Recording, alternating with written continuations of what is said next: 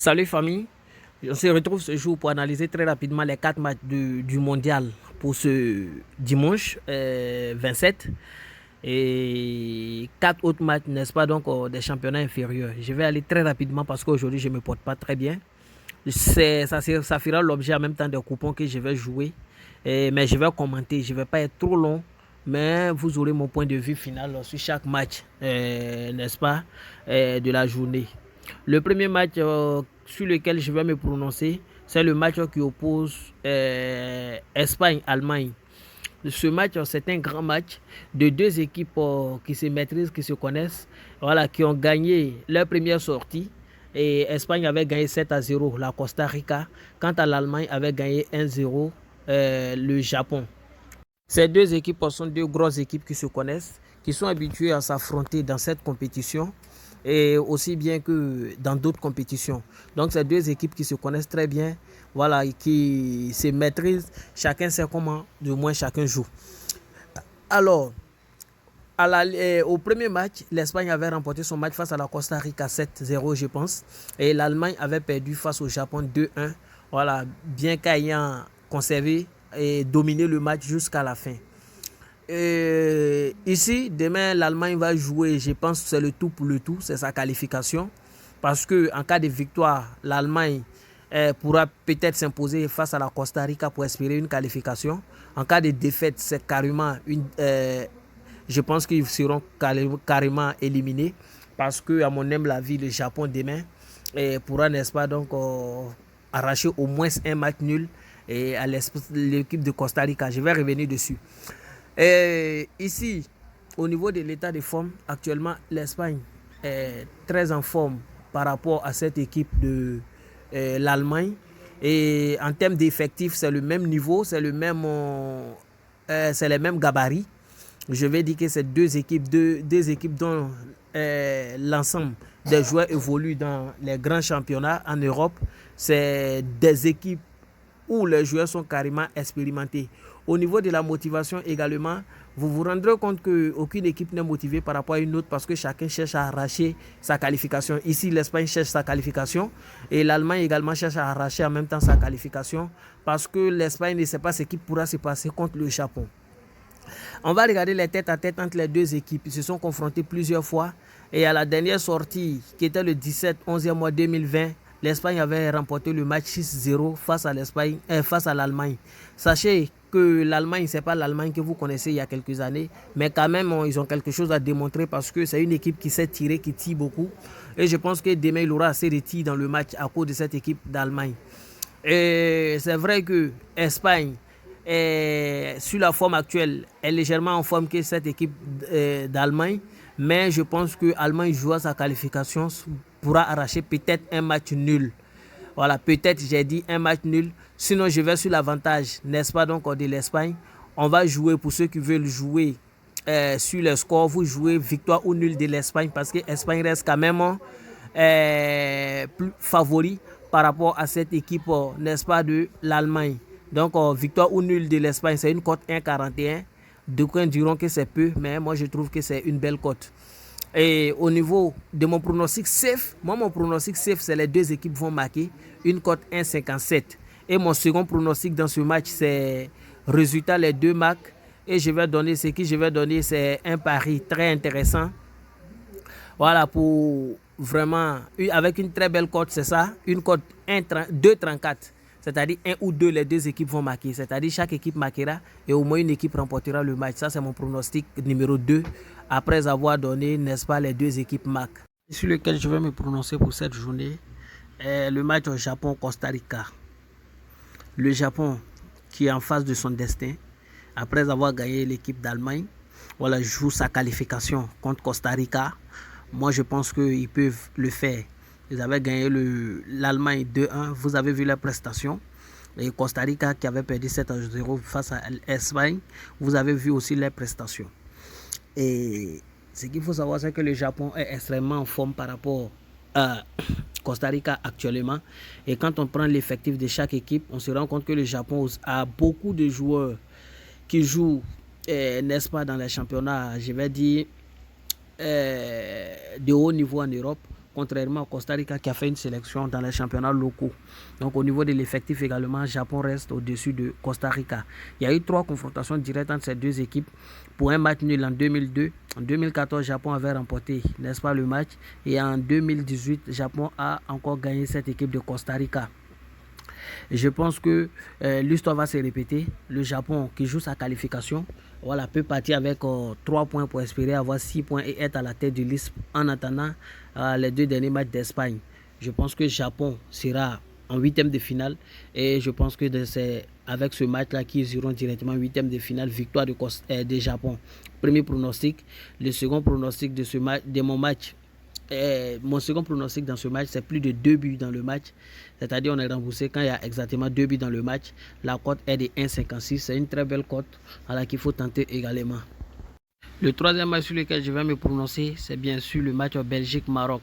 Belgique avait remporté son match face à l'équipe de Canada 1-0 la semaine dernière, alors que Maroc avait tenu Croatie en échec. Et actuellement, au niveau de l'état de forme, il ne faudrait pas qu'on se voile la face. Maroc est légèrement en forme par rapport à cette équipe de Belgique qui, depuis un bon moment, ne se retrouve pratiquement plus. Mais au niveau de l'effectif, la Belgique reste très supérieure à cette équipe de Maroc. Et en termes d'expérience également, les joueurs belges ont plus d'expérience pour la plupart que les joueurs marocains. C'est pourquoi je pense que dans ce match-là, quand on combine l'ensemble des éléments, je ne crois pas que Maroc peut perdre le match. Du coup, mon premier pronostic, c'est les 2 équipes vont marquer. C'est une cote 1,93, une très belle cote. Et mon second pronostic dans ce match sera, n'est-ce pas, donc sur le total, plus de 2 buts également, c'est une cote 1,64. Je pense que ça peut passer et on est remboursé s'il y a exactement 2 buts dans le match. Maintenant, pour ceux qui veulent oser, dans ce match-là, vous partez sur la base de la victoire ou nul de Maroc. Ça, c'est un très bon pari. Une cote 1,92, je pense que ça peut passer. Voilà, je ne pense pas que Maroc va perdre ce match-là face à la Belgique. C'est vrai que quand on regarde sur le papier, on voit directement une équipe, n'est-ce pas, de Belgique qui est supérieure. Mais ils se sont confrontés 2 fois déjà où Maroc avait remporté un match en 2008 et en 1999, c'est Belgique qui avait gagné 4-0. Donc, les matchs récents de Belgique, vous allez constater simplement que ça ne va pas trop chez Belgique. C'est vrai qu'ils ont gagné Canada 1-0. Mais cette équipe avait perdu face à l'Égypte en match amical, face à Pays-Bas.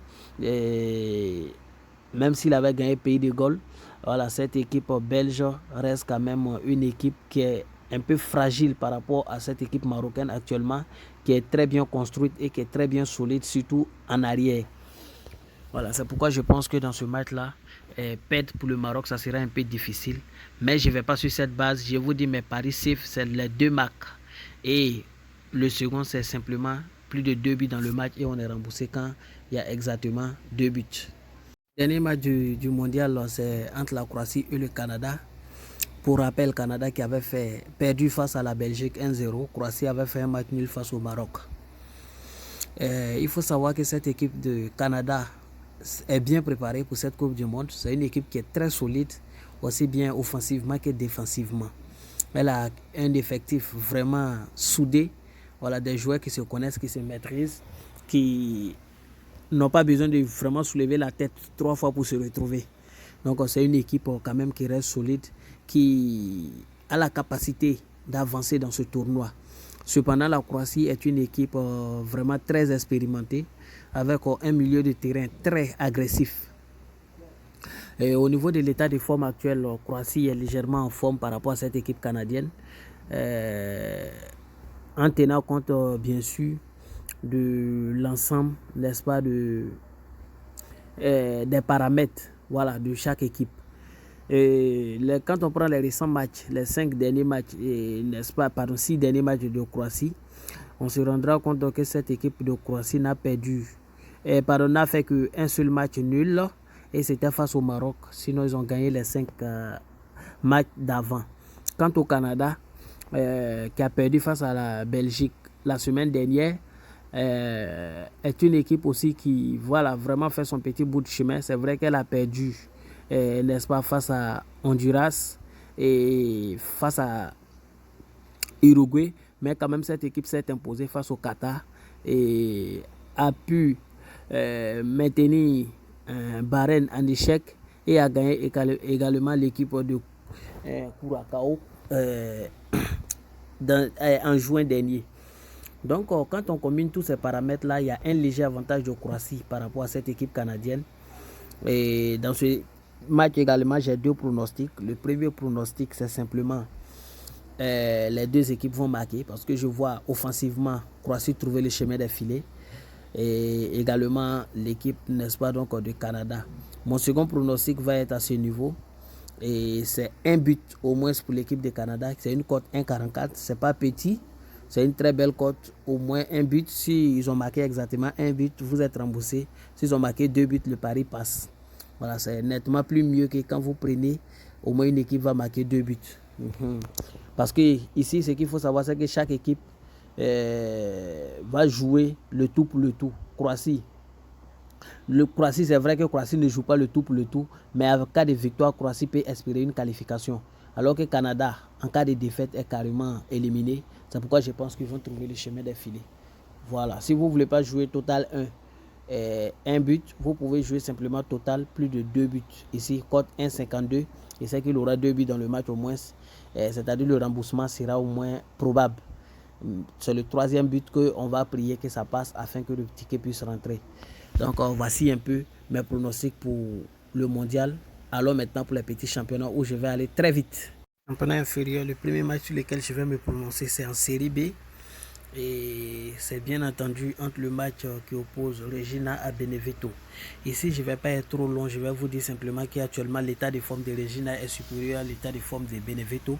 Mais Benevento reste une équipe très expérimentée qui est habituée à jouer, n'est-ce pas, donc la série A.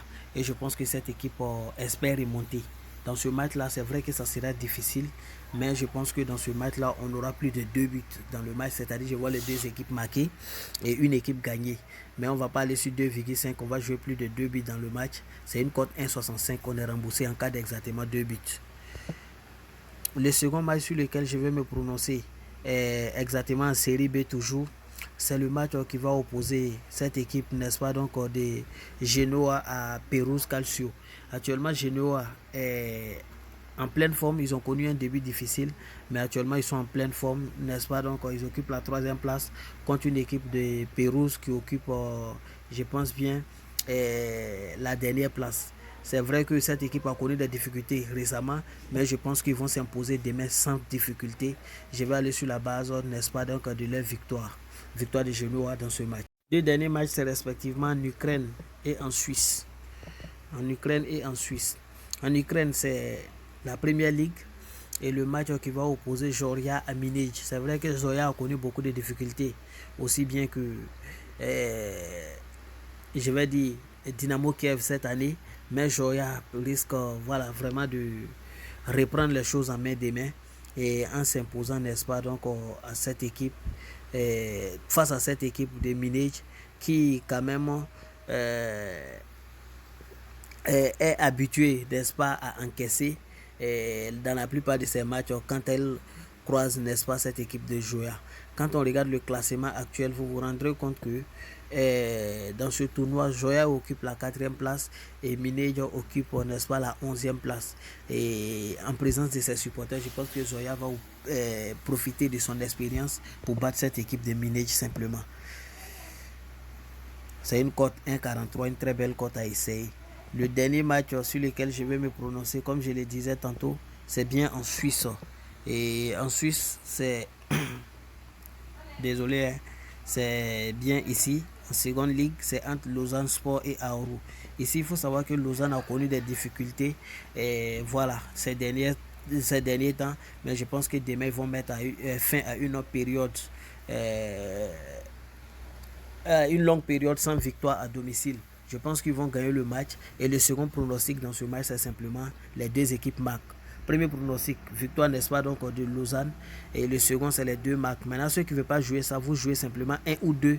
Et les deux équipes vont marquer simplement. Voilà, vous jouez ça. Résultat, les deux marques, 1 ou 2, les deux équipes vont marquer. C'est une cote 2,17. une très belle cote, je pense que ça va passer. Donc ainsi prend fin mes différents pronostics pour la journée. Comme je vous l'ai dit, j'ai fait objet en même temps de mes différents coupons que je vais jouer. C'est des paris individuels que je vais jouer jusqu'à ce que les championnats reprennent.